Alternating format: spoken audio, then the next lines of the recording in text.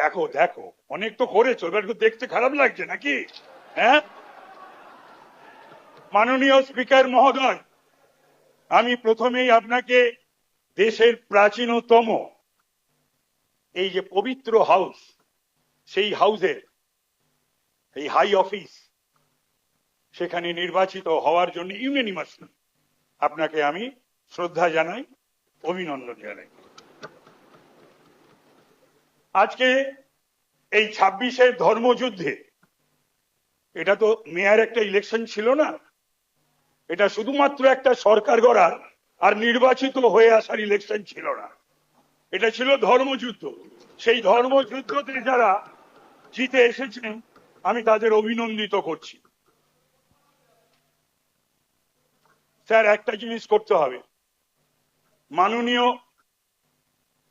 মুখ্যমন্ত্রী রয়েছেন, এই সদনে কোন রাষ্ট্র বিরোধী স্লোগান, দেশ বিরোধী স্লোগান চলবে না।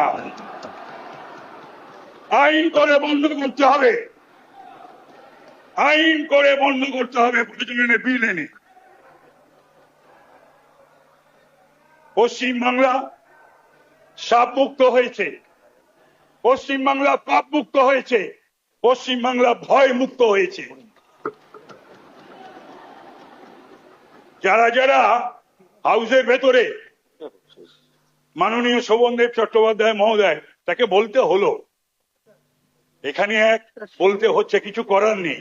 কালকে কেউ হাইকোর্টে গেছিলেন, আজকে সর্বভারতীয় তৃণমূল কংগ্রেসের সারা বাংলার দল, তার আবার সর্বভারতীয় সাধারণ সম্পাদক, সে ব্লক অঞ্চল থেকে বিজেপি প্রার্থীদের, থামুন, বলা যায় না, জানেন কিছু, থামুন, আজ টাকা সব বলা যায়, এটা ও কিছু হবে না বলে উঠে লাভ নেই, বসো, উঠে লাভ নেই, বসো, না বলতে দিতে হবে। নাম করিনি, সে বলেছিল তাদের হাড়গোড় ভেঙে দেওয়া হবে। আমি বলবো সে যেন এবার বেরোয়, বিজেপি কিচ্ছু করবে না, তার ব্যবস্থা তৃণমূলই করবে, জনগণ করবে।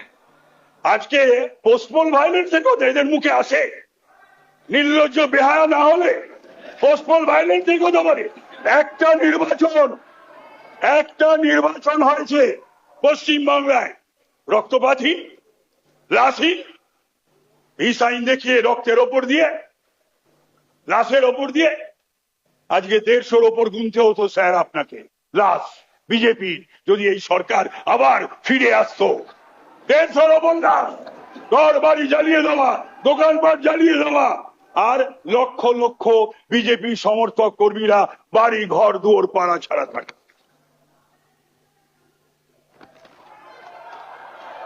তো সুতরাং আমি বলছি না, একটাও হয়নি, হলে পরে 12,500-এর নাম থাকবে আমার, আমি জেলে যাব।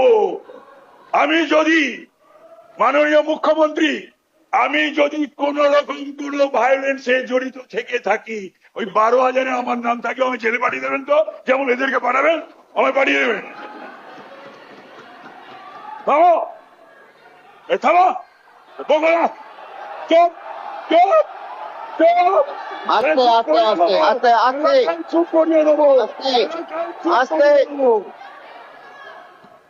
আস্তে। তাই আমি বলবো আপনি অপেক্ষা করবেন না নবান্নের বা রাইটার্সের ফোনে, আপনি অপেক্ষা করবেন না নবান্নের বা রাইটার্সের চিরকুটে। এই অগাস্ট হাউসকে অপবিত্র করেছে, এই অগাস্ট হাউসের পবিত্রতা ফিরিয়ে আনার দায়িত্ব আপনার উপর নষ্ট হয়েছে, আপনাকে সেই দায়িত্ব পালন করতে হবে। এই বলে আমার বক্তব্য শেষ করছি। জয় শ্রীরাম, ভারত মাতার জয়।